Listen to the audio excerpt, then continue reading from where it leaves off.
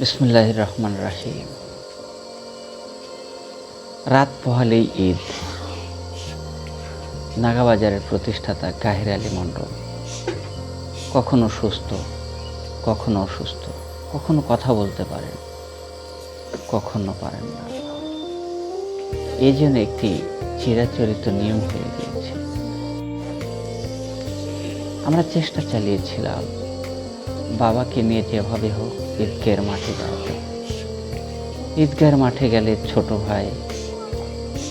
ভাইয়ের ছেলে, আমিও আমার ছেলে, এই 4 জন এবং আমার বাবা 5 জন মিলে সারা রাস্তা ধরে যেতাম, কথা বলতাম, আবার আসার সময় সেভাবেই ফিরে আসতাম। নিজেদের পারিবারিক গোরস্থান রয়েছে, বাসিমণ্ডল গোরস্থান। সেই গোরস্থানে গিয়ে মৃত ব্যক্তিদের জন্য দোয়া করি। এটা আমাদের একটি চিরাচরিত নিয়ম হয়ে দাঁড়িয়েছে। আর সেই সুবাদে বাবা আর পারলেন কিনা, তাই এবারও তার জন্য চেষ্টা চালানো হচ্ছিল তাকে ঈদগাহের মাঠে নিয়ে যাব। কিন্তু দুর্ভাগ্য যে ঈদের দিনে সকালে উঠে দেখি তিনি ঘুম পাচ্ছেন।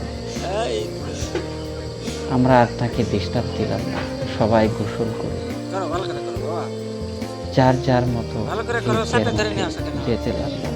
আমরা 4 জন, 2 ভাই এবং 2 ভাইয়ের 2 ছেলে, সাদমান, শাবাব, মিনহাজ, এই 4 জন মিলে একসাথে যাচ্ছিলাম ঈদগাহের মাঠে। কেন যেন মনে হচ্ছিল শূন্যতা। এই শূন্যতা কিভাবে পূরণ করব, এটা করা সম্ভব নয়। এই শূন্যতা পূরণ হবার নয়, আজকে আমরা ব্যর্থ আমার বাবাকে নিয়ে যেতে। বারবার 2 ছেলে বলছিলেন দাদা আসতে পারলো না, দাদা আসতে পারলো না।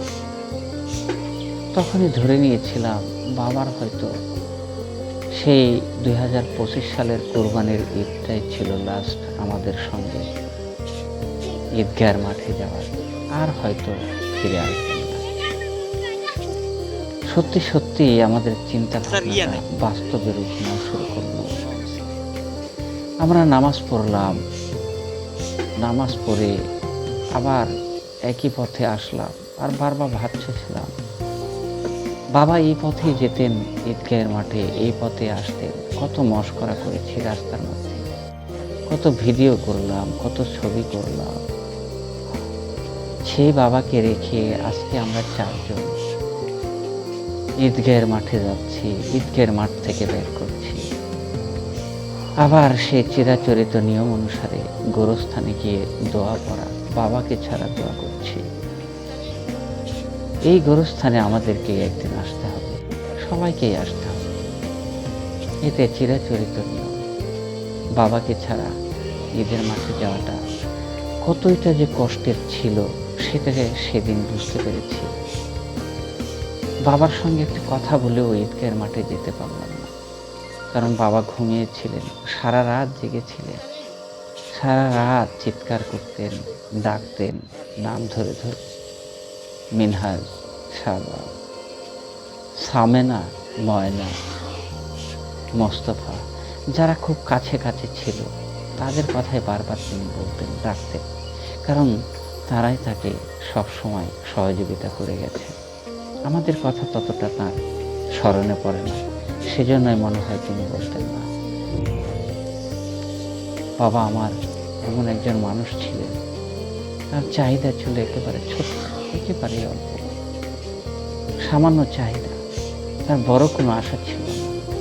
বড় কিছু করতে হবে, বড় কিছু খেতে হবে, ভালো খেতে হবে, তাকে যা দেওয়া হতো তাই খেতেন।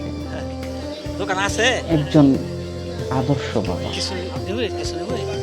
আর তার উদারতা সব কিছুর কারণে তিনি মানুষের মাঝে নাগাবাজারের প্রতিষ্ঠাতা। এই নাগাবাজার একদিন আমার বাবাকে হয়তো চিরঞ্জীব করবে।